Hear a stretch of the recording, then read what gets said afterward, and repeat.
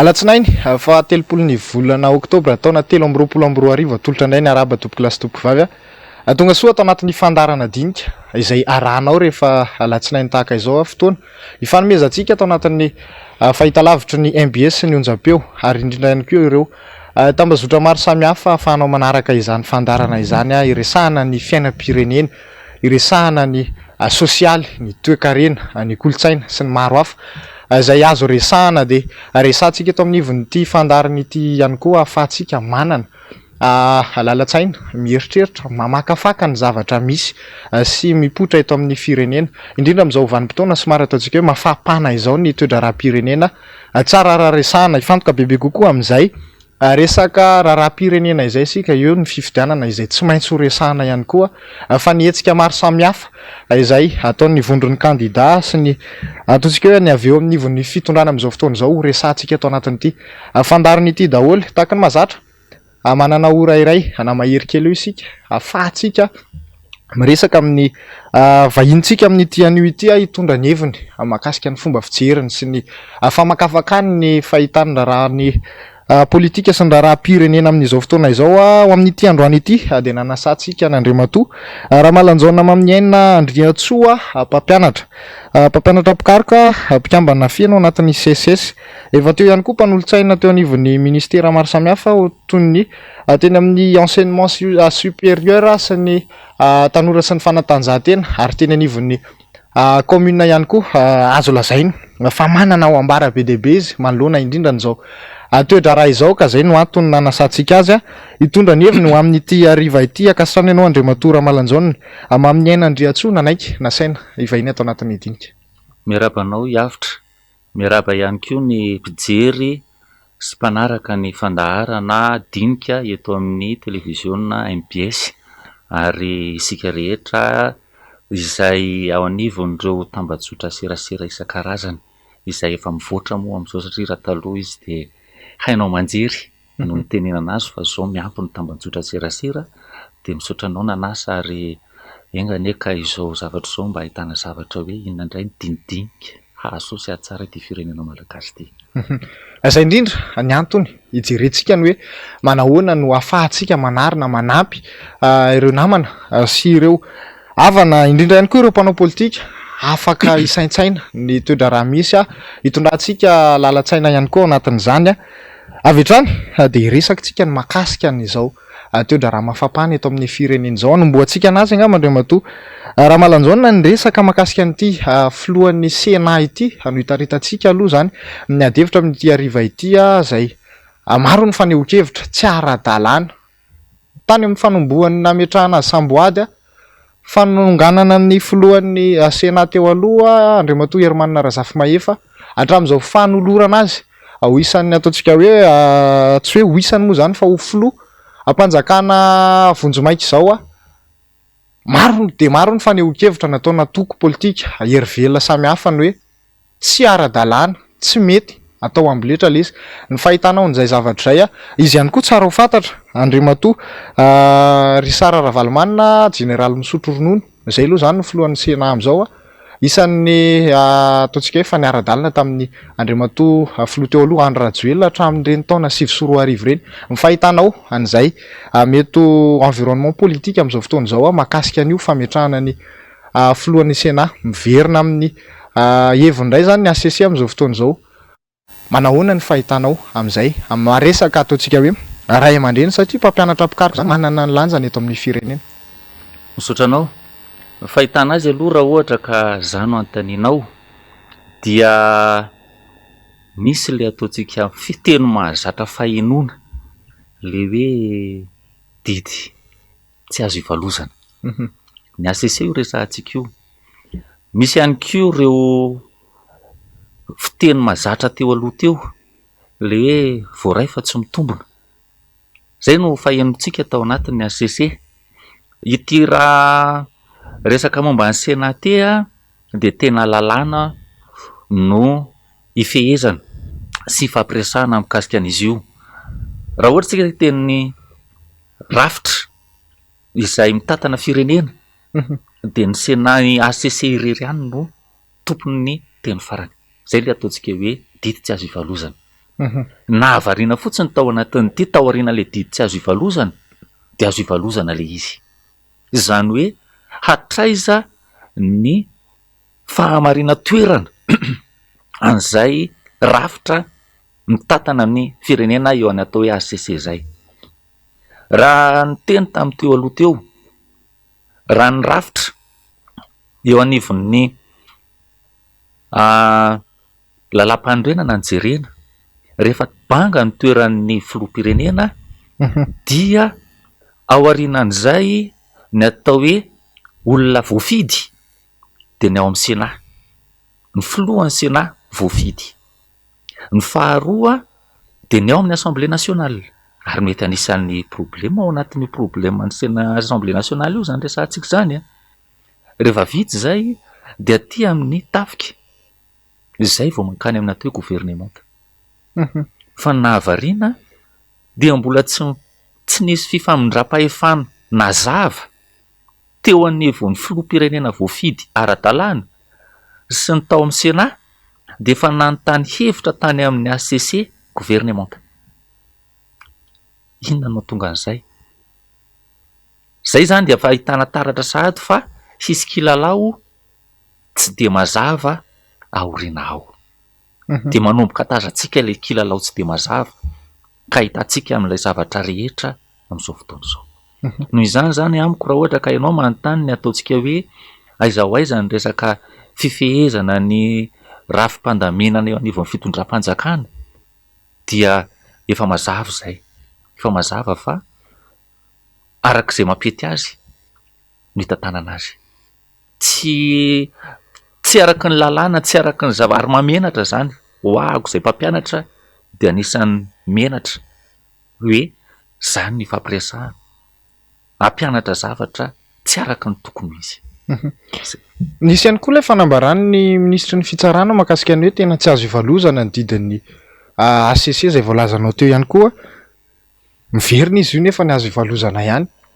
Mety manam-pirofo ve izay zavatra izay ataontsika hoe bangy tokana ao anatin'ny fitondrana daholo ireo olona voaresakitsika ireo na ny filohan'ny Sénat, efa atao ihany koa eo ihany koa ny ministry ny fitsarana izay nanambarana izay manaona ny fahitanao an'izay misy korotana avy ao anatiny zay efa ny raha nahita moa zany hatramin'izay hoe fitondrana be scandale indrindra ihany koa ty fitondrana ity, mety mbola manamafy sy manam-pirofo amin'izay.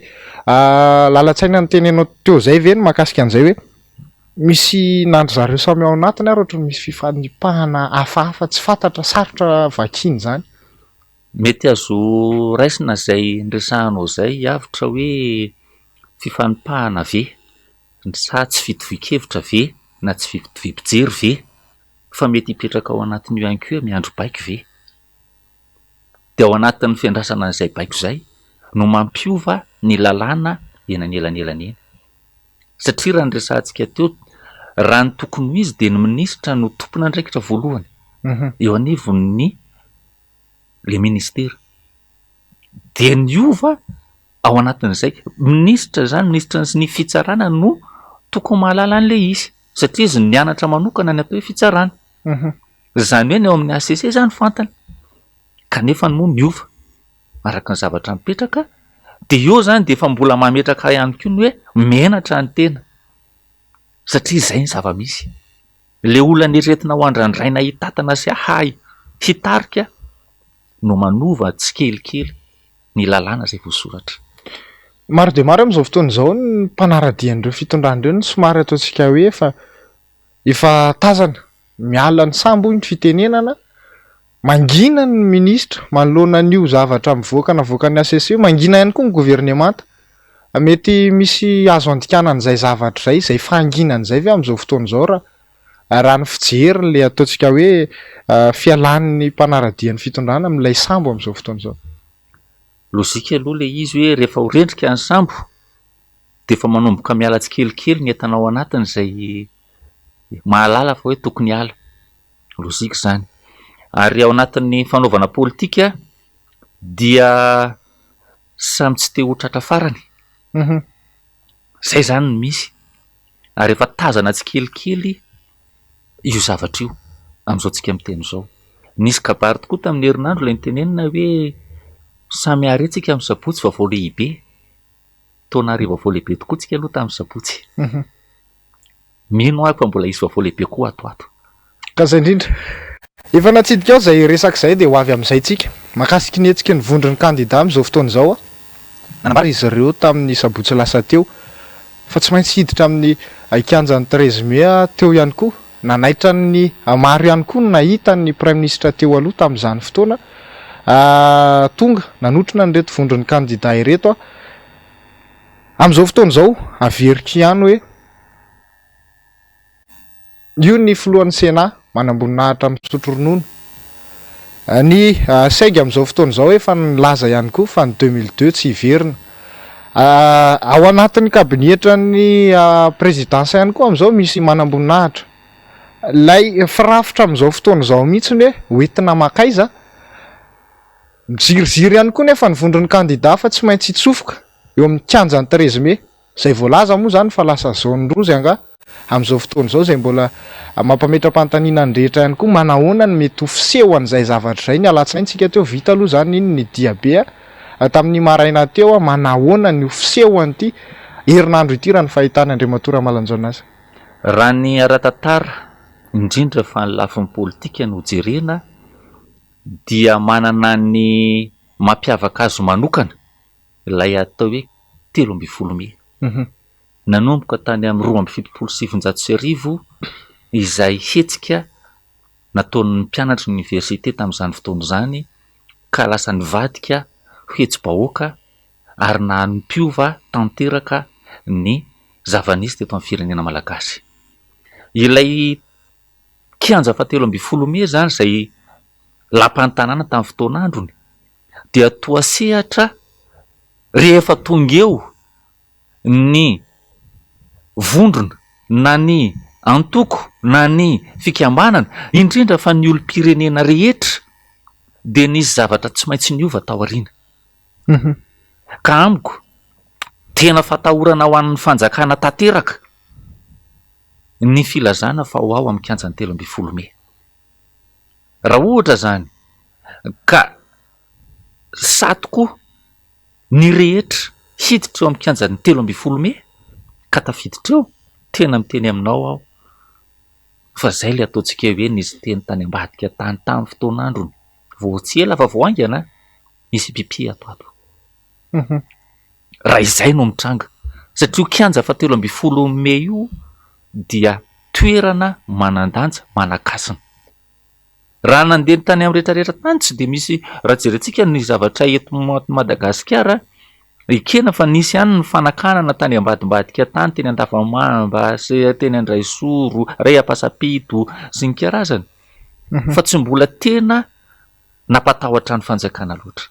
Fa vao io hoe hiditra 13 Mai dia tena io ny tena manahirana ny lohany voalohany indrindra ary tsy ny fanjakana amin'izao irery fa ny fanjakana rehetra izay nisy teto dia matahotra hetsy-bahoaka miditra amin'ny 13 Mai. Ka zay indrindra no mantsy ny lasa ataontsika hoe krizy miverimberina rehefa akatokatoky ny fifidianana dia lasa misy hetsika ohatr'izay foana misy fifampitariana hoe ny amin'ny kianjan'ny 13 Mai fa fantatra fa tsy maintsy anao ny faraherin'ny eo amin'ny fitondrana hitazona an'izay tsy ahafahana miditra eo amin'ny kianjan'ny 13 Mai zay ilay raha latsaka ny tena tiako resahana Andriamatora Malanjona hoe tsisy vahaolana ankoatran'izay ve zany ny fomba fiaditsika eto Madagasikara raha toka hoe te hanana an'izay sy hitondra an'izay fanovana izay amina resaka hoe fitondrana heverina hoe tsy manara-dalàna na hoe manao ny tsy mety ka tiana hongotana eo anivon'ny fitondrana. Misy karazam-pahefana maromaro moa izay ampindramina ny mpitondra nomen'ny vahoaka ny mpitondra.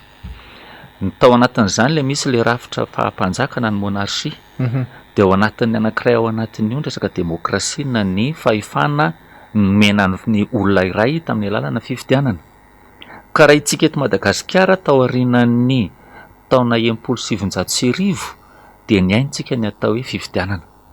Fifidianana ilaintsika zany dia ary takiany rehetra dia ny fifidianana madio.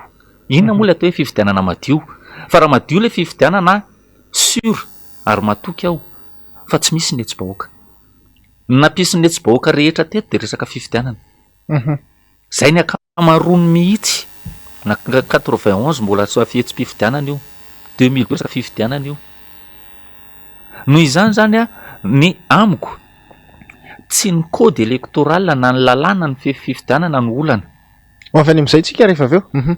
Fa amiko ny rafitra satria manontany ianao hoe inona ny tokony tsy hampisy an'ilay olana. De amiko a ny vahaolana izay tonga de resahako aty zany zay ho velabelariko avy eo de ny rafitra. Ny rafitra amin'ny feny fifidianana. Satria raha ny rafitra no mipetraka araka ny tokony ho izy dia tsy anana olantsika. Fa eo amin'le itsika zany zao amin'izao tsika mitemy zao a mbola miady hevitra doublon, miady hevitra ny code électoral, miady hevitra aty amin'ny resaka ny halabato isan-karazany. Any ny ady hevitrintsika zao a. Zay no mahatonga andreo kandida reo tsy mety miditra. Fa raha mazava io lalako ombany io de za mahita fa tsy misy izao itso-bahoaka izao satria fahefana indramina ane io fahefana io ary mandritra ny fotoana voafitra. Eo amin'izay hetsika ny vondron'ny kandida izay trany mahakasika an'ireto syndikalista sy ny ataontsika hoe manohana zany tapa-kevitra fa manohana ny vondron'ny kandida amin'izao fotoana izao mikasika ny foto-kevitra sy ny zavatra takiny izay misy efatra misy mahazo ireo tsindry amin'izao fotoana izao mandeha ihany koa ny fanehoan-kevitra ny avy amin'ny maro samihafa ny hoe ny sindikany tsy tokony miditra amina resaka politika fa ny mpanao politika ny tokony misavika ny hetsiky ny kandida fanehoan-kevitra maro samihafa zany. Fa manaona ny fahitanao an'izay hoe rehefa tojo amina zavatra ray hitany fa hoe mikatso manao fitakina ny sindika ary manambana ihany koa ny anao an'izay hoe anajanona ny masinina administrative zay zay fanerana hita hoe makaiza le vokany manaona ny fahitanao an'izay rehefa mihetsika de lasa ataontsika hoe voaperitra na hoe mahazo fandrahonana samihafa lasa manao intervention lay fitondram-panjakana ao anatin'le izy iarovany tenany ve sa hoe isan'ny zavatra nolazain'ny minisitra ny serasera teo alohany koa hoe lasa manakorotana. Manaona ny fahitanao an'izay fomba fanehoana hevitra sy ny fahitanany fomba fiasa amin'izay fanehoan-kevitra ny sindika reo zay. Tsara manamarika fa ny atao hoe sindika aloha dia rafitra anankiray napetraka hiaro ny mpikambana ao anatiny zany le mpiasa. Anisan'ny fomba nataon'ireo mpitondra hatramin'izay teto Madagasikara ny fametrahana sindika maromaro mba ahafahana miaro rika andry zareo raha tojo olana. Ngeza be zany io sindika io raha ny tena tokony ho izy. Misy sindika tsy mizara fa tena mbola izy vao tambatra tao na nisy ady hevitra be dia be manodidina azy dia tsy nisaraka io sindika io. Misy koa ny sindika nefa ny vokatry ny zava-misy lalovan'ny firenena na ny hevitra politika isan-karazany dia noforonina sindika vaovao ao anatin'ilay ministera. Iarovana an'ilay tombotsoa. Mety tombotsoa ampitondra ve io sa tombotsoa an'ilay ministra sa tombotsoa an'izy fa nezahana arovana izay de ny karakaraina ny sindika vaovao. Maka ohatra aminao ao anatin'izay. Raha ny mpampianatra université ny resahana de tsy niova mihitsy fa iray foana ny sindika. Raha ny ao amin'ny ministeran'ny éducation nationale ny resahana samy mpampianatra ihany reo de anao mahafantatra tsara hiavitra fa misy maromaro ny sindika ao amin'ny zareo. Ny dikan'izay zany dia lasa fitaovana filalaovana ilay sindika fa tsy tena niaro ilay tombotsoa amin'ny mpiasa irery. Samy miaro ny tenenany azy fa ny ray miaro mba hahatonga tombotsoa ho an'ny mpiasa direct fa ny ray miaro tombotsoa mba hahafahan'ilay nahazo tombotsoa teo aloha hitatana ny zavatra iny. Zay zany ny mipetraka.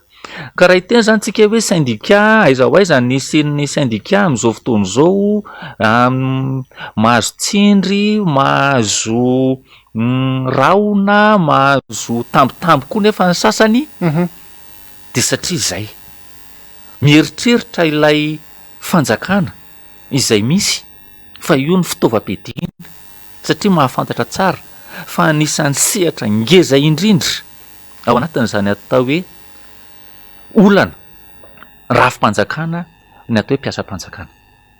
Tamin'ny andron'ny filoha teo aloha Marc Ravalomanana moa dia nolazaina fa mpiasam-bahoaka fa misy koa ilay miteny hoe mpiasam-panjakana. De ireo lasa any zany le izy ny fanjakana zany izay sasatsasany za mahafantatra tsara mihitsy ao anatin'ireo syndicats io lasa directeur général izy fa mbola izy ihany milaza fa filohan'ilay syndicat. Lasa directeur izy na protocole na ministère izy na protocole na gouvernement izy na protocole na gouverneur azafady protocole na gouverneur izy dia milaza fa izy syndicat.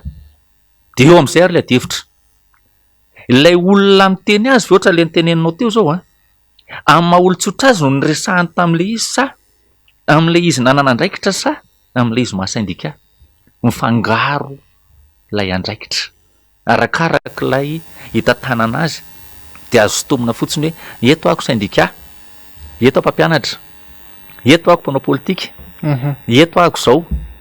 De lasa any le izy tsy vokany zany amiko ny tokony ho izy mipetraka araka tokony hipetraka araka ny tokony ho izy ny syndicat rehetra ka iray ihany no syndicat isaky ministera. Tsy voafaritra anatin'ny sata mamian'le syndicat ve zay? Sarotra be le izy satria ohatry ny fikambanana rehetra.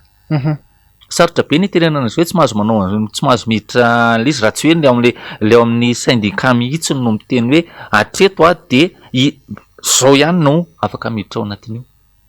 Ohatra zao ny anay zao ny fantatro zao raha neny amin'ny université no ifampiresahana aminao zao de misy taratasy no fenonay hoe izy avy nareo no hiditra ho mpikambana de tafiditra ao anatin'izay zay teanao mpikambana rehetra, zay tsy teanao fa hiditra mpampianatra tsotra de manana an'izay satan'izay azo manokana zay.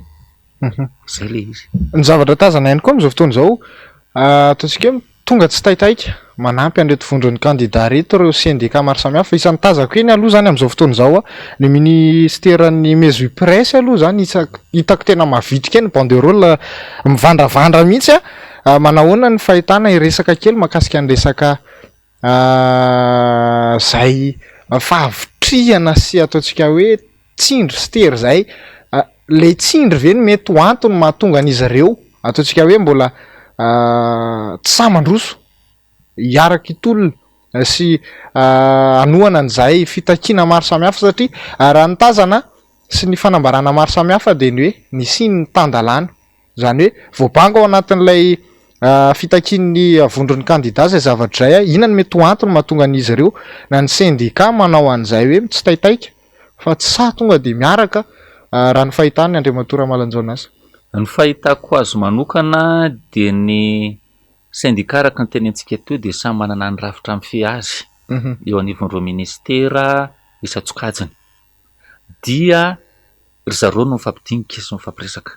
Mety misy nefa tonga sainany aloha de nandeha izy, mety misy ihany koa ny tsy maintsy mifampiresaka tsara aloha hoe hatraiza le atao hoe point i surege za fa le i ite fa le point sisy hoe fampitediavana io de miandry an'izay point zay hoe efa kiondalana makany amin'ny tsizy ka andao andeha.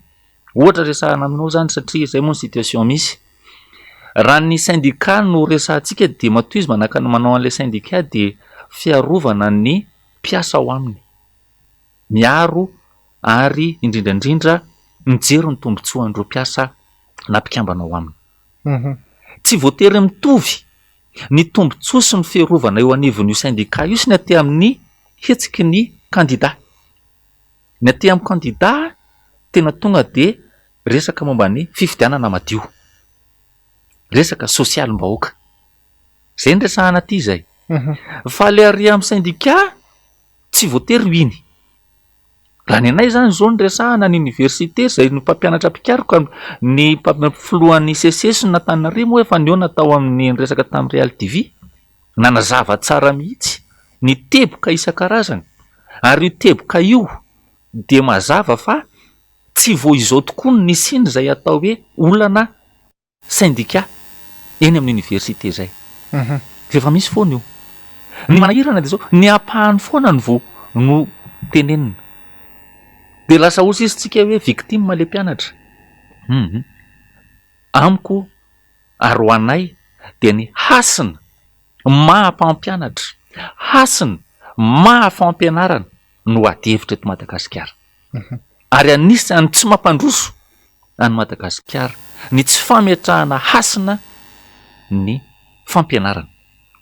Tsika raha hiteny zany tsika hoe fampianarana, tsy ny fotodrafitrasa zay na infrastructure le lazaina fa manara-penitra, tsy atompoko fa ao anatin'izay fotodrafitrasa zay ny fampianarana, fotodrafitrasa ny mpampianatra, ny mpianatra, ny zavatra zay omena rehetra ao anatin'io. Ka raha hiteny syndika zany ianao ao anatin'izay hoe aiza ho aiza le syndika ny tenenao teo zany sy le izy misy zavatra afangaro amin'ny fanjakana foanao mba hitatiavan'ny tombotsoa de tsy omeny aloha de apahany kely fotsiny omeny de sahirana daholo tsika rehetra. Isan'ny fitakiany ny CSS ny hoe décret 10 nandrasana tamin'ny fitakiana tsy tadidiko somary efa elaela zay fanambarana zay manahoana ny valiny amin'izao fotoana izao efa mba nisy masoandro niratra avy eo anareo eny fa eo ihany koa tonga de ho atambatro Andriamatora Ramalanjaona hoe resaka mandeha amin'izao fotoana izao ny hoe titeny ianareo hoe nanivon'ny anjerimanontolo satria efa bolana mahery teo zany zay tsisy fampianarana ho an'ny fampianarana ambony isan'izany moa ny UNS zay vo laza nanao fanambarana ny mpianatra manahoana ny fahitanareo an'izay zay foana moa zany le resaka lasa miodina ozy izy ianao kanefa tsy maintsy zay ny tedavana vahaolana ny hoe lasa ilay mpianatra no ataontsika hoe ritodritina amin'ny olanareo sy ny fanjakana ao anatin'izay de tsy mianatra ny mpianatra de manambana indray ny taona fotsy de ny eo tsy mahavita ny eo efa hiditra manahoana ny fahitanao an'izay zavatra zay tokony hoany ve tsika amin'izany zavatra zany sa hoe tokony mba ho apetraka ihany koa indraindray le ambiposy ilay ataontsika hoe fitakiana samihafa fa ilay zaza malagasy zay indraindraina foana hoe ho avin'ny firenena kanefa zao aloha ny zava-misy amin'izao fotoana izao. Eny mahafinaritra izay fanontaniana izay satria matetika miverimberina aty anivon'ny mpampianatra. Ny amaliko azy avitra de zao. Voalohany maneran-tany angamba eto Madagasikara irery no misy fampianarana ambaratonga ambony ny grevy vokatry ny karama, vokatry ny tsy fametrahana hasina ny mpampianatra, vokatry ny tsy fametrahana hasina ny fampianarana. Ny dikan'izay ireo za décret niteneninao rehetrarehetra eo de mbola le niteneniko eo ny tsy fametrahana hasina. Manahirana tanteraka ary azo antoka fa izay anisan'ny zavatra mitranga. Izavy moa ireo mpianatra malagasy ireo, ny mpianatra malagasy izay mianatra eny amin'ny fampianarana ambaratonga ambony, ny ankamaroan'ireo anie ka re tena zaza malagasy avany anaty volo taizagasy. Zay ireo. Fa ny zaza malagasy izay ao anatin'ny mpitantana ny firenena tsy ao anatin'ireo hoe raha hiteny fotsiny tsika zao ny zanaky ny filoham-pirenena tsy nianatra teto Madagasikara rehefa navita université fa nivelany, ny zanaky ny ministry ny éducation nationale ex mba mpampianatra ihany izy ary mba ny tantana ministera ny fanabeazam-pirenena fa faly be izy fa afaka baka frantsay ny zanany. Tsy ahavariana ve zany? Za ministra de faly be afa ny zanako afaka baka frantsay. Tonga saina. Iza ny tena manapotika zany? Ny tena manapotika zany de le tsy nanome hasina ny fampianarana, tsy nanome hasina ireo fotodrafitrasa rehetra misy amin'ny université de sady tsy manana na ataontsika hoe verrerie raha any aminay laboratoaranay tsy manana réactif produit laboratoire ohatry ny inona no ampiasaina any izay nge le divanay io e ka ianao manontany hoe hoaiza reo zaza malagasy ireo de raha fanontaniana zany ny apetrako aminao na hatrany amin'ny lycée aza fa tsy miteny université tsika manonona hoe azafady monsieur hiavitra lycée manana laboratoire physique chimie am'ireo manara-penitra ny tantaraina be dehibe reo ka mandeha de manonona hoe lycée eto Madagasikara manana laboratoire de langue laboratoire physique chimie laboratoire scientifique ka afaka nandeha ohatra tamin'ny andronay taloha zahay satria za fantatro rehefa hianatra zahay de miditra laboratoire tao amin'ny lycée Ampeflo ary de tena nianatra zany atao hoe ity ny atao hoe réactif ity ny atao hoe bleu de bromotimol ity ny atao hoe éléantine raha mitambatra ty sy ty de zao ny zavatra misy manonona hoe ianao azafady lycée mbola tsy miteny université fa lycée misy ve midikany izany tsy manome asona ny fampianarana le mpampianatra ve sa lay mpitondra ka lasa ifanilianareo ohatr'izay foana mantsy ho ale zavatra ndraso aloha hiavitra zafady tsy mifanilika izahay fa misy ny anjara sy andraikitra misy andraikitra kosa mipetraka raha ohatra anao ka hiditra amin'ilay fampianarana mikasika ny atao hoe fizika ohatra na chimie de tokony adidin'lay fanjakana na adidin'lay toeram-pianarana no miantoka ny fitaovana misy ao aminy tsy zay ka izariny tsy nanome de teneninao zahay mpampianatra hoe maninona reo ny manilika de ozy izy zay mba omeo kosa ary ny zavatra tokony anjaranay ahafahanay mikarakara an'ireo de ozy izy ny any hoe tsisy de ahilika ty aminay ndray le izy nareo tsy nanao ninina tokony hoe zany tokony misy andraikitra tandrify hoaniny tsirairay de samy mijery ny tanjaindraikitra tandrifiny raha ohatra ka mipetraka ny andraikitra tandrifin'ny mpitondra ka nanome de kena fa valy teny mipetraka rehefa tsy hampianatra anao de zay anafatra raha anafatra nefa ny mpampianatra ny velany ohatrinona aloha ny koan'ny frais ohatrinona ny zavatra ilainy aty tsy maintsy mila n'ilay ny teneniko teo nge reo e ianao ve de iny fa misy raha anafatra olona va manampahaizana va ny velany de ampianatra fotsiny ny teoria fotsiny eo ananiny eo reo olona reo tsy maintsy mitady fitaovana ko maninona ny tsy tonga de ten'izao de karakarainy zay fitaovana zay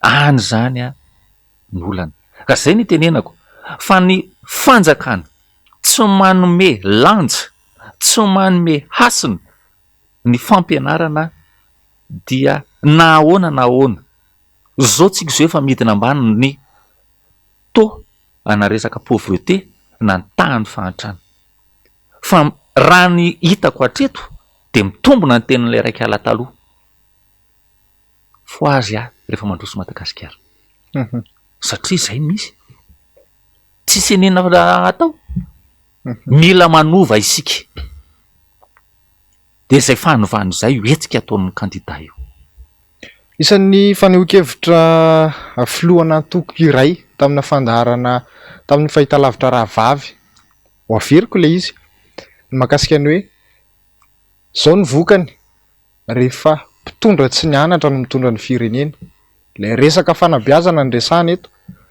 ankilan'izay ny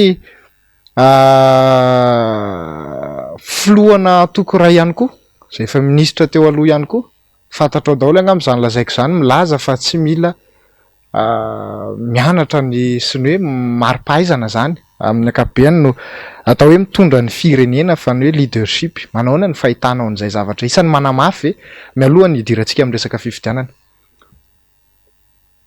tena nahavarena ahy ny tenin'ny mpampianatra iny satria rino ny teneniko anao teo hoe nanana zanaka afaka baka frantsay de faly. Zany hoe ny fampianarana eto Madagasikara zany de tsy izy mihitsy aminy. Zay hoe zany le valiny faharoa e. Tamin'ny voalohany izy ilay ny teny fa hoe ny fampianarana ny mpitondra malagasy raha ohatra ka tsy manome hasin'ny fampianarana de tsy mandroso. Satria zay ny situation misy zay ny zavatra tena marina zay. Tsika nge mahita fa hoe manahirana moa ny teny andeto zavatra ho teneniko reto monsieur Yavitra. Misy minisitra nge ka miteniteny foana eto amintsika e. Nefa zany minisitra zany de manana ny sata lehibe indrindra ary zany ny atao hoe symbole eo amin'io ministera io, fa tsy mahalala akory ny zavatra zay ao anaty fiadidiny. Tsy fantany misy zany teto. Nary tamin'ity fitondrany ity ny nahitana zany scandale be de be zany. De aza gaga ianao zany raha ny tena izy rehefa avy eo fa hoe fantany le izy fa navadiny fotsiny, manamafy le tenenina tamin'ny voalohany zany. Lay tenenina tamin'ny voalohany teneninao teo de hoe ny fampianarana raha ohatra ka ambanina de tsy mandroso Madagasikara. De miteny le faharoa izy. Inona ny tenenin'ny faharoa? Any amin'ny business, any amin'ny resaka fitantanana sisa mahay mampandroso Madagasikara fa tsy ny fahaizany. Amiko zany le izy mila tokony jerena mihitsy ny mpitantana sy mpitondra fanjakana ao aorianao fa raha izao tsy izy mihitsy zao. Hiditra amin'ny resaka fifidianana antsika Andriamatora Malanjaona Maminiaina.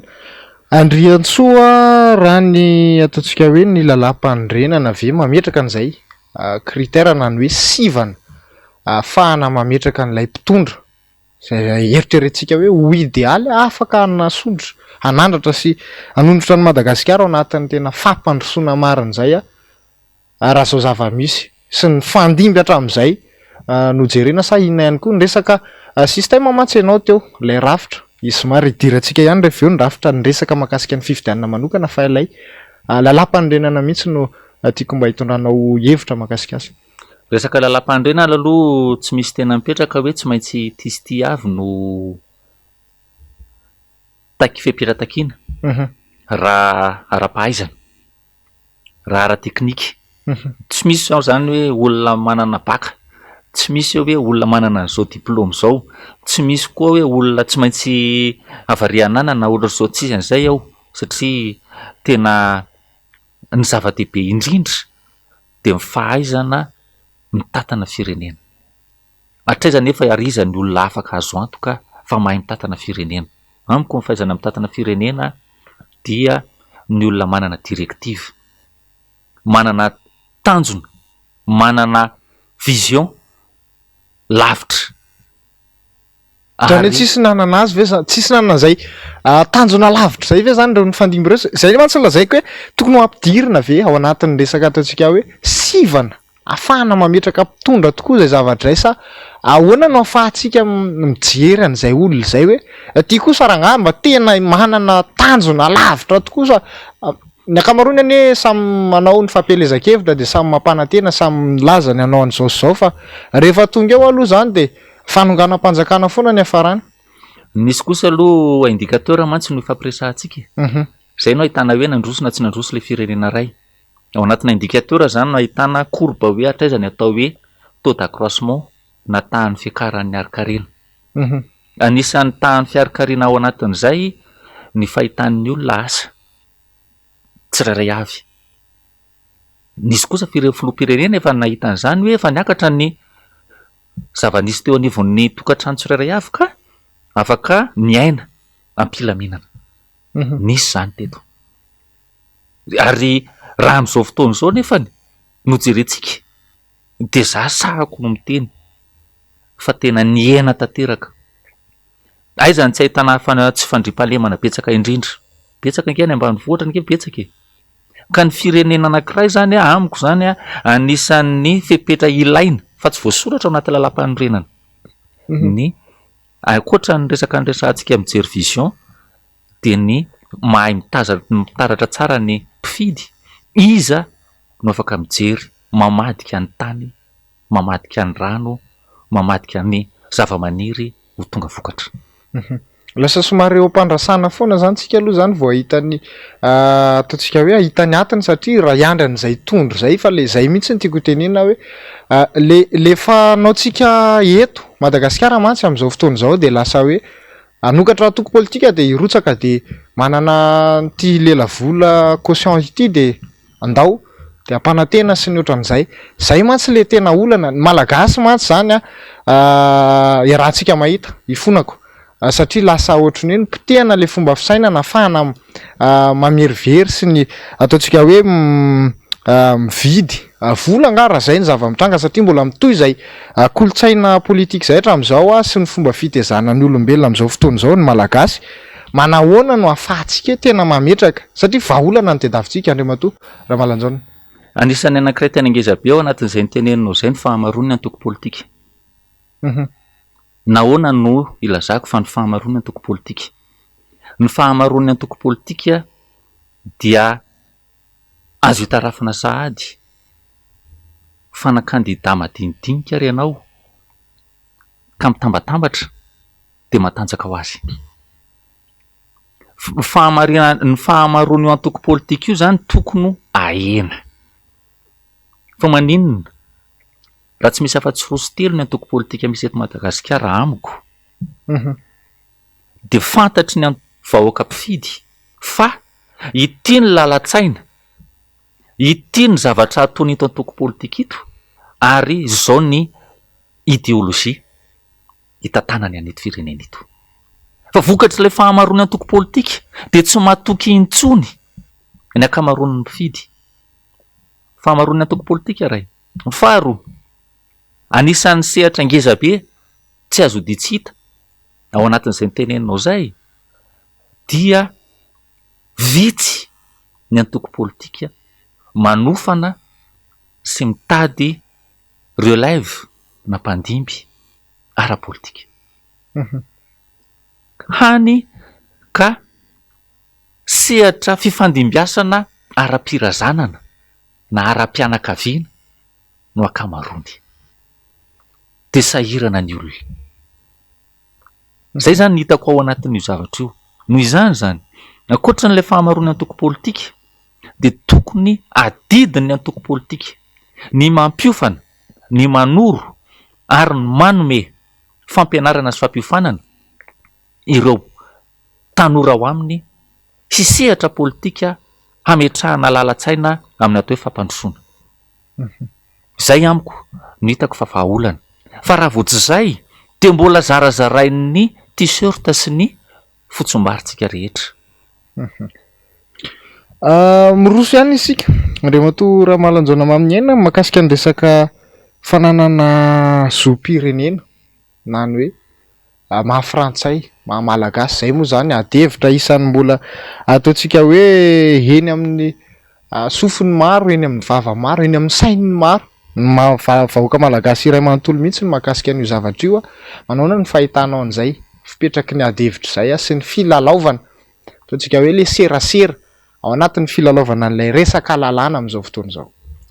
Marina tokoa fa anisan'ny adevitra nandeha be izy io teo aloha teo de fananin'ny fitondram-panjakana tanteraka na ny olona ao anivon'ny kandida anankiray ny mivoy fa efa faux débat zany na adevitra tsy tokony hidirana zany. Tsara ihany nefa ny mampatsiahy fa nisy invité natao na solom-bava-bahoaka anankiray izay mivahiny tao amin'ny fahitalavitra Ravavy taminareo mikasika ny atao hoe nationalité malagasy io ary averintsika azavaina ihany koa fa karazany telo no zavatra misy amin'izany atao hoe zo pirenena zany, fahazona zo, ilay fomba fahazona zo. Voalohany de teraka tany amin'ilay firenena ianao satria niraisin'ny reninao tao amin'ilay firenena de lozika tonga de ianao ao amin'io firenena io sahady. Ny faharoa tsy voateriteraka tany ianao fa ny aina naharitra tamin'ilay toerana mety 5 taona, mety 10 taona, mety mihoatran'izay, ary ahitan'ilay firenena tombontsoa. Ary ny fahatelo de sady tsy teraka tany ianao, ny tsy miaina any ianao, fa zon'le firenena kosa tombontsoa io olona io. Ka eo zany ny resahantsika raha ho antsika malagasy izy amin'izy telo ireo ilay kandida.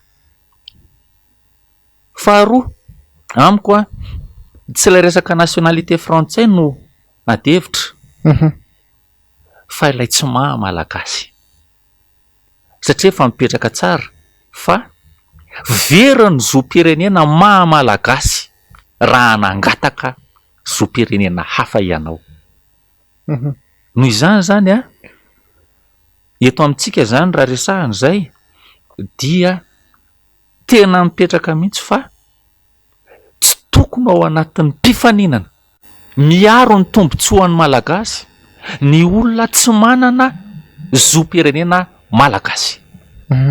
Zay zany ny tena tokony ho resaka zay. De noho izany zany tsika ametraka amin'izay. Ny ilaitsika dia malagasy, miaina teto Madagasikara, miaro ny tombontsoa malagasy, ary fahatelo farany ao anatin'izay afaka manampy ireo vahoaka ao aminy satria ireo natao hoe malagasy.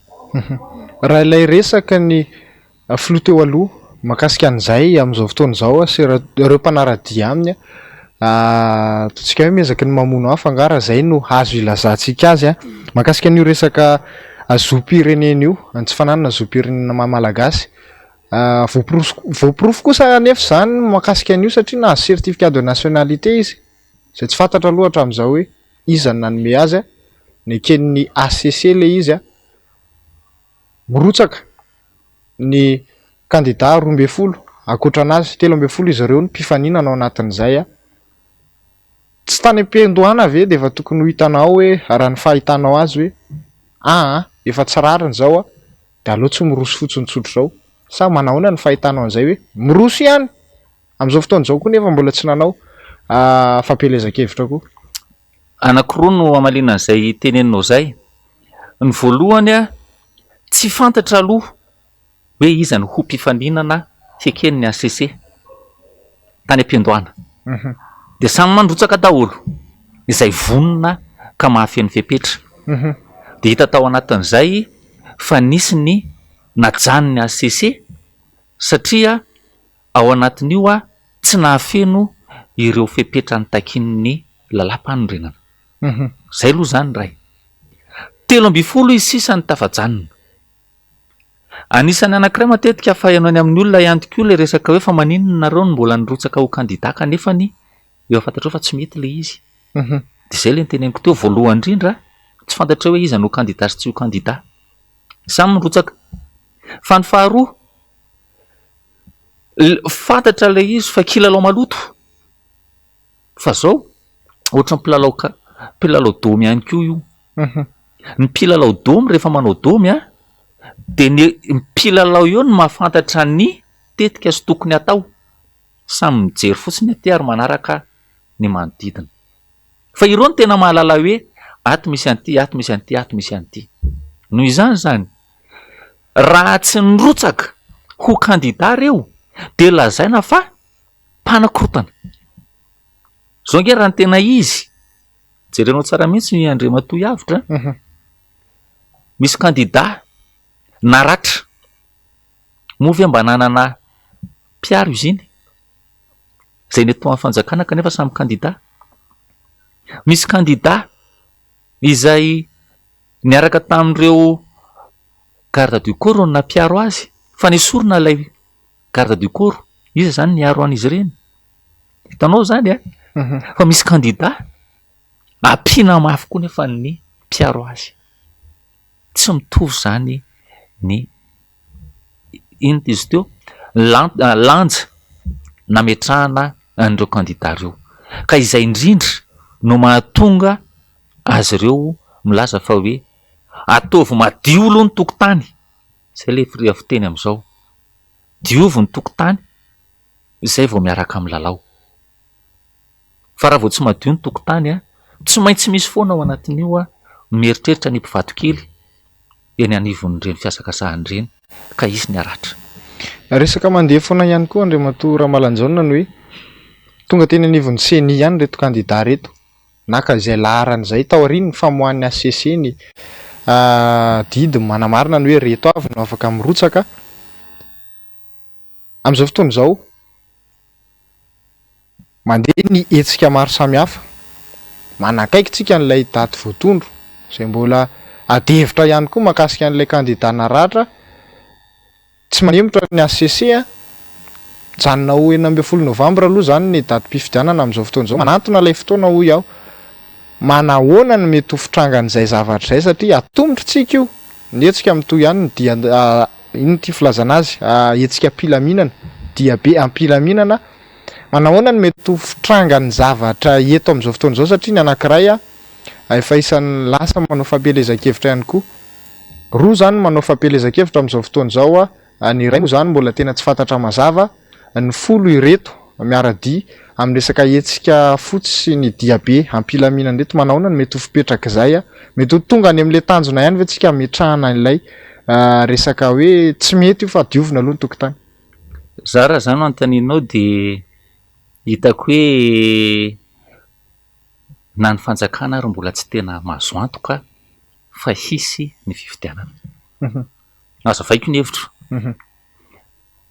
Raha tamin'ny fotoana teo aloha izany atao hoe fanaovana propaganda zany a dia saikisakelakelatra trano saikisaky ny arabe dia ahitana tamtam, ahitana manenoneno, ahitana banderole, ahitana afisy, ahitana karazan-javatra bebe izay ilazana an'ireo kandida ireo hoe ity ny programa an'asa, ity no tanjona ho atao, ity no hetsika atao. Fa za mahita amin'izao a fa tsy mbola tena misy zany a na ny nareo efa mahazakazaka ao anatin'ny manao fampelezan-kevitra araka ny teneniny tsy fampelezan-kevitra ny ankamaroany hitako a fa oeraoera misehoseho fotsiny hoe ity zay de mbola resahako ao anatin'izay hoe ireo le fanaovana an'le fandehanany mandeha fotsiny hoe ary ananina hony de mitaingina an'izao hony de mizara t-shirt de manao an'izao zay ve ny tena atao hoe propagandy? Amiko tsy zay ny atao hoe propagandy fa fandresen-dahatra ka na iza hitako hoe mbola tsy ao anaty propagandy fa mbola ao anatin'ny fiazakazahana fametrahana ny fanadiovana tokotany na ny mpitondra aza reo raha tenenige monsieur Yavitra ianao ve mahita hoe aiza misy fokotany na commune ka isan'andro de misy ino tezo fizarana dépliant fizarana ny programme an'asa fa ny misy de zao andeha ho akariana andavamamba ny hetsiky ny kandida 10 120 de iny koa ny anankiray tonga eo andeha ho any am-pasapito ny hetsiky ny kandida iny koa ny anankiray tonga eo andeha ho amin'ny Fianorivo ny anankiray iny koa ny anankiray any tonga eo tsy zay ve ny tena izy zany hoe na izy ary tsy mbola vonona ny anao propagandy. Misy ny filakevitry ny ministra tamin'ny herinandro lasa teo mamoaka ny vola 3 miliara ariary indray ho an'ny CENI milaza ianao fa tsy vonona ny anatanteraka iroso amin'izay fifidianan'izay a lenina Novambra aloha zany ho mipetraka io daty io satria tsy mbola misy fiovahana ny avy amin'ny ACC izay mpitsara tsy azo ivalozana resaka fitsarana manahoana ny mety ho fitrangan'izay zavatra izay eo ihany koa isan'ny manintona ny sainany aminay démenti ny mpanao gazety vahiny anankiray mahakasika ny resaka hoe efa manantanina ilay fifidianana niara-ny voaka tamin'ny resaka fanendrenan'ny filohan'ny Sénat hitondra vonjomaika ny ho lasa filoham-panjakana vonjomaika ilay Oronampeo Mahakasika ny hoe tsy nahazo fandrahonana ny filohan'ny sena teo aloha Hermanna Razafimahefa, ny kandida ray izay divana amin'izao fotoana izao tsy fantatra mazava satria frantsay ny tenany le ambadika ao anatin'izay resaka sy contexte rehetrarehetra izay. Manaona ny fahitanao azy? Io mbola anisan'le niresantsika teo hoe resaka vola nomen'ny gouvernemanta. Matoa zany natao zay aloha fanampiny de milaza fa tsy ampy le vola. Ary za zany mahita an'izay zavatra izay hoe ny famoahana an'io vola io anie raha ny tokony ho izy misy hiavitra teneno ara-diso zany, fa raha ny tokony ho izy mandalo andana tohatra maromaro fa tsy hoe tonga de navoaka tasy de tonga de ekeny. Tsy izay le izy. De ny dikan'io zany ny fahitako azy dia na ny resaka tsy fahampiam-bola eo anivon'ny CENI mbola tefitra.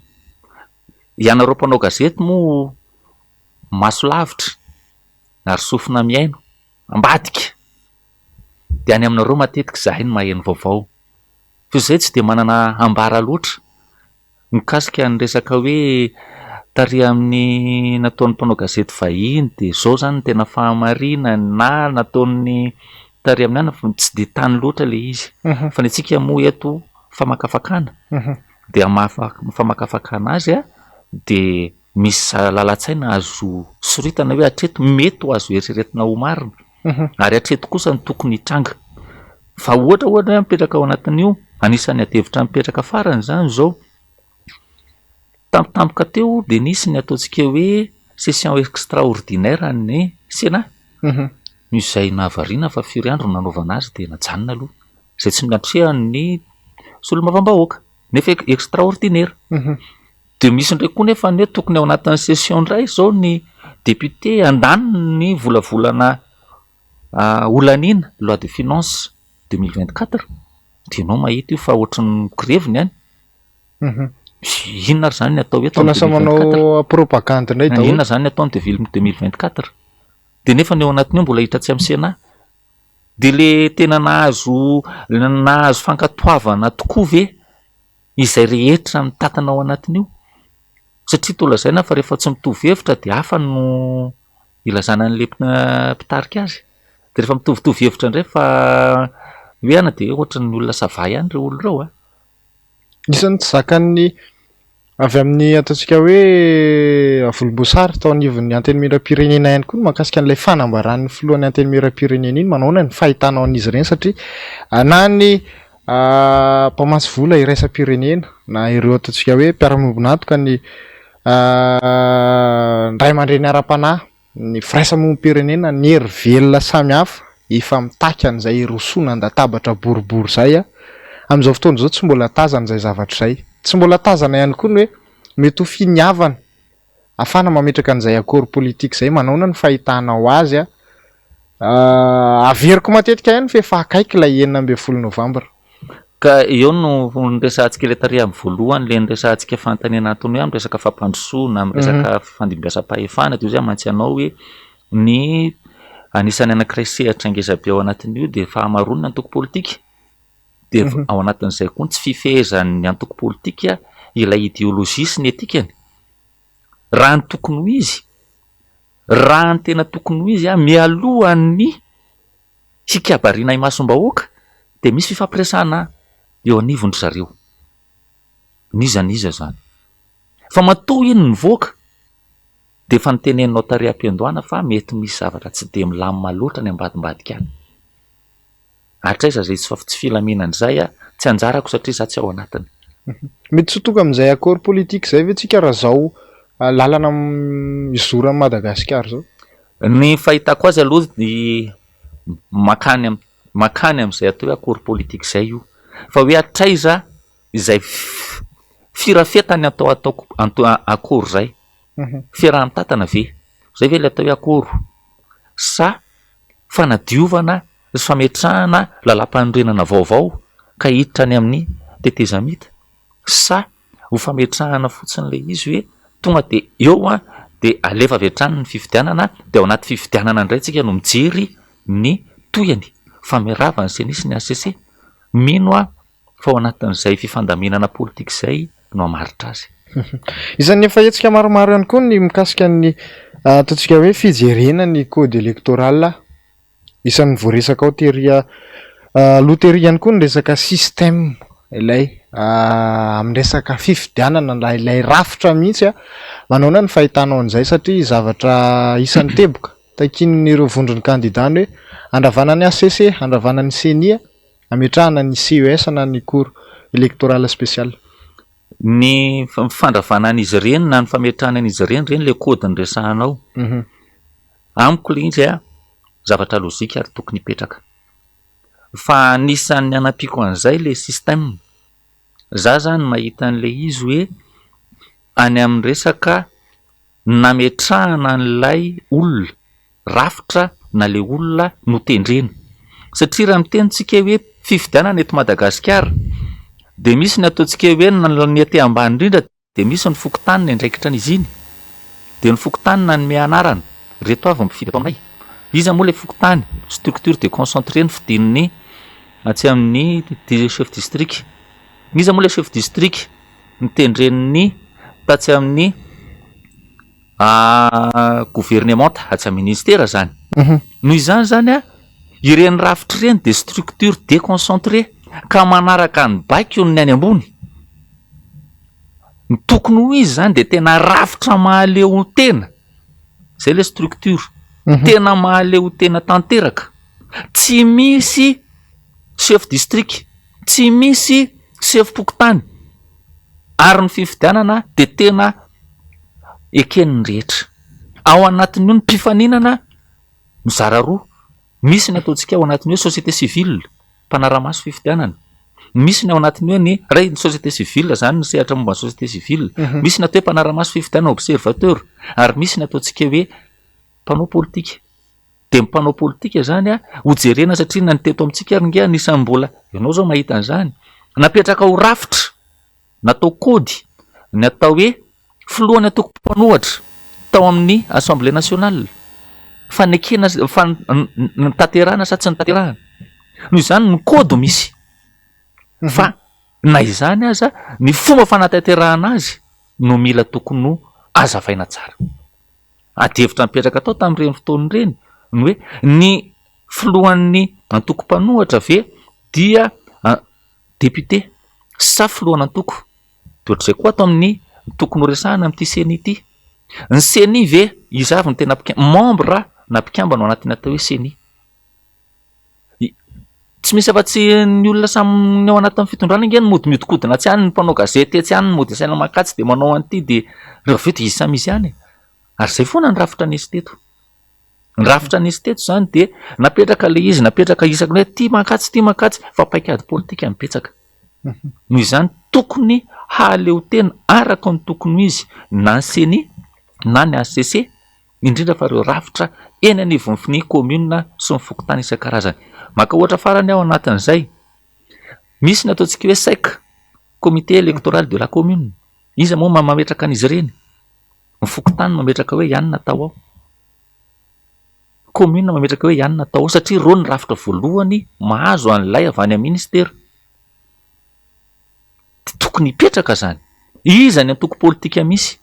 Retsoreto avy ny atao antoko politika miandraikitra azy. Ndao ary zay no atao. Amiko zay zay natao hoe fanadiovana. Tsy resaka fotsiny zany io ny hoe ny olona andeha hovaina, fa lay rafitra amin'ny fihazo mihitsy no mila dinihana.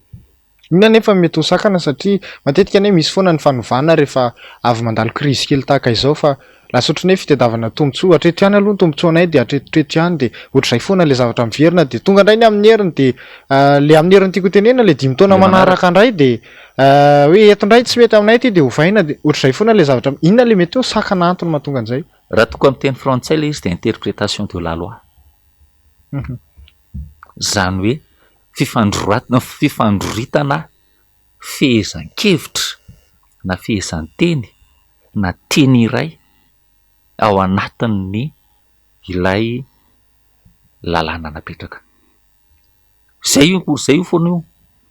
raha maka ohatra fotsiny resahako teo resaka ino tezy teo ny filohampanohatra nazava ny resaka filohampanohatra ty fa samy manana ny tenitenenany azy tia ny ray de tia ny ray de satria izy ny eo ampitoerana de zao mivaly teny zay aloha ny eto de zay ataonay ataoko de ozy izy ndray ny ilany hoe tsy nareo ny eo fa ity no izy noho izany interprétation na fomba fandroitana famoaboasana fa makafakana n'iny teny iny ka ny tokony hipetraka zany de zavatra mazava raha tsy hay le teny frantsay anaovana azy sao kosa de misy tena atao teny malagasy anaminana azy satria matetika le teny frantsay no madihan'ny olona azy hoe zao ny tena teny frantsay hoe racine na avy am'ty io zavatra io fa raha teny malagasy izy mba samy mety anany satria samy mahay an'izay lalàny zay ry zareo de samy sahira antsika rehetra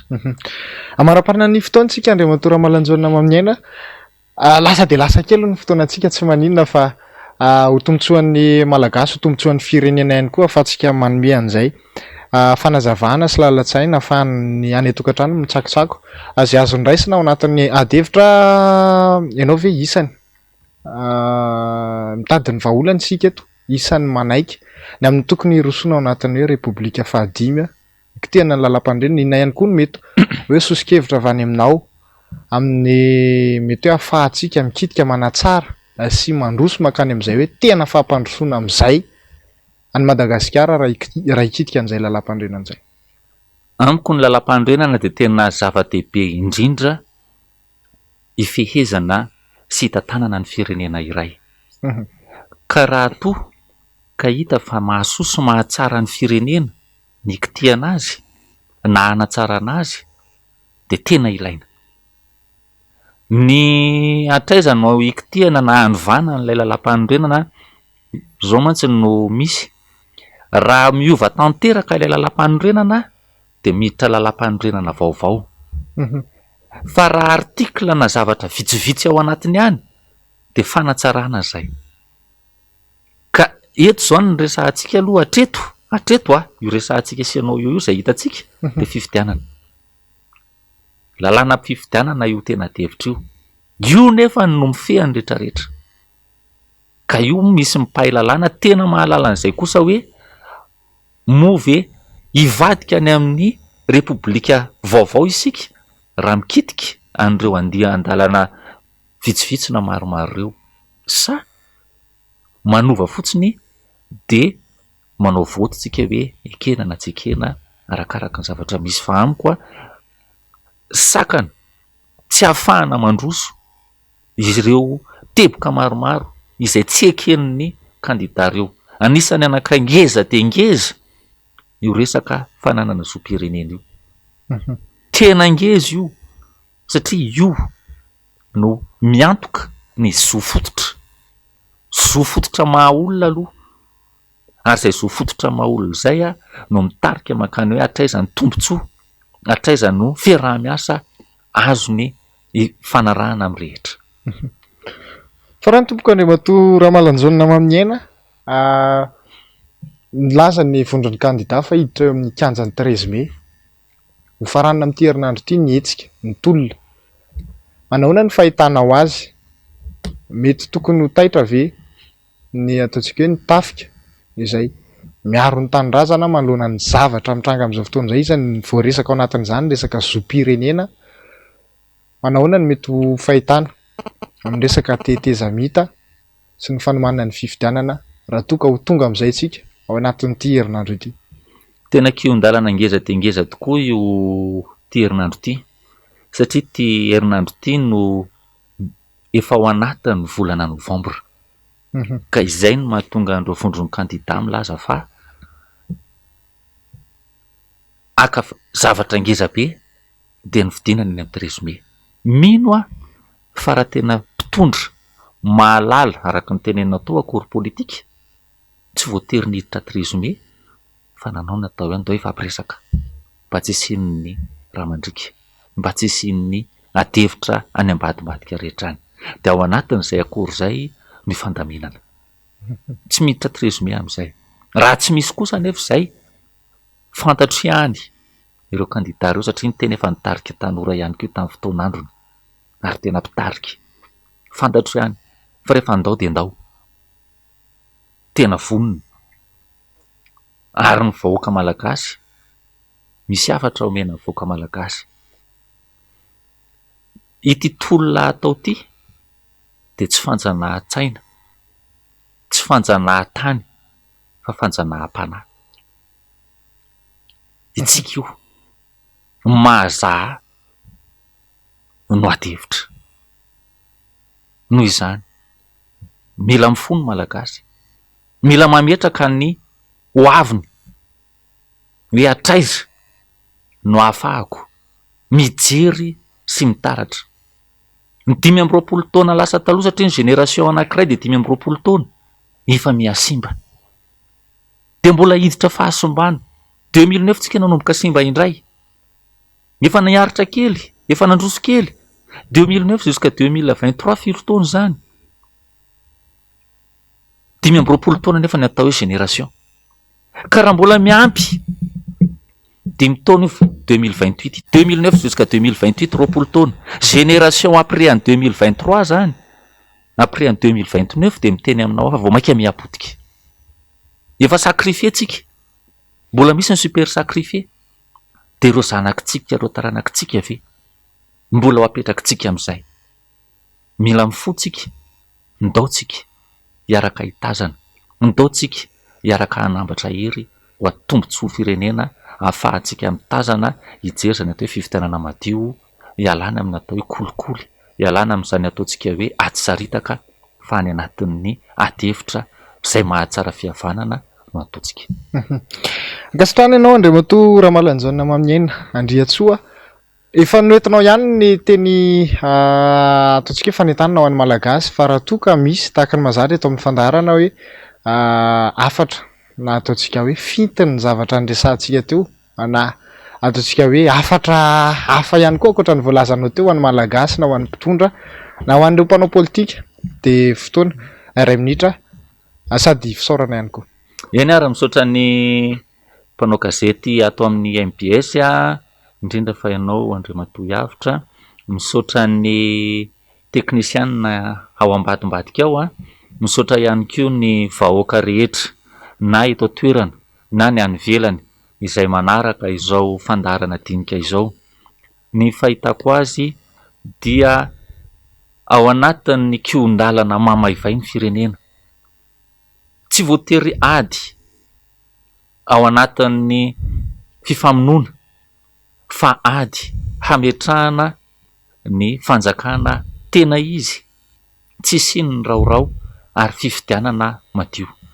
mitsoka tsy moramora taty amin'ny sehatra afrikanina ny tsy fiarahana amin'ireo frantsay hitantsika zany mizotra tsy moramora ihany koa tsika any amin'ny fahaleovantena tanteraka tamin'ireo firenena manodidina atsika ary mitsoka maketo Madagasikara izay rivotra izay ka hoy amanjy atsika ho anareo rehetra mpanao politika izay kandida mino fa hahay hametraka ho ambonin'ny firenena isika izany atao hoe soatoavina mahamalagasy ametrahana ny fifidianana demokratika izany eo ihany koa moa ireo lazaintsika fa hoe tandroka aron'ny vozona isan-karazany malagasy aho malagasy ianao malagasy intsika raha sanatrika misy maratra vokatry ny ataonao dia taditio fa zanakao reo anabavinao reo reninao reo ary mitodika aho amin'ny malagasy rehetra amiko andao soroka miara-milanja tongotra miara-mamindra tsy enjehana any amina sakafo ndray mandeha amin'ny vola 5,000 sy ny t-shirt anankiray no entina mitehana ny firenena efa latsaka katerena andao ifo andao hiarina ary andao anambatra hery mba hahatonga nyty firenena malagasy ty hijoro fa tsy andoalika na indrindra hitolefika sy latsaka katerena any anaty rano misaotra tompoko Gasitrany ianao Andriamatoa Ramalanjona Maminiaina Andriatsoa mpampianatra pikaroka nanaiky ny tondra Izay faneho-kevitra sy ataontsika hoe famakafakana mahakasika ny raharaham-pirenena izay akasitrany ihany koa ianao tany tokantrano tany tompoko lahy sy tompoko vavy na tamin'ny fahitalavitra na tamin'ny onjam-peo na naranao izao fandarana izao ora ray mahery kely isika niaraka teto inona fa afaka nitondra lalatsaina amin'ny fandaniana ny raharaham-pirenena amin'izao fotoana izao ny ady hevitra nataonay mianaka teto ndray amin'ny alatsinainy heriny toy izao indray no fotoana antsika atao anatin'ny fandarana dinika hatrany mametraka ny manao-pitavy tompoko lahy sy tompoko vavy.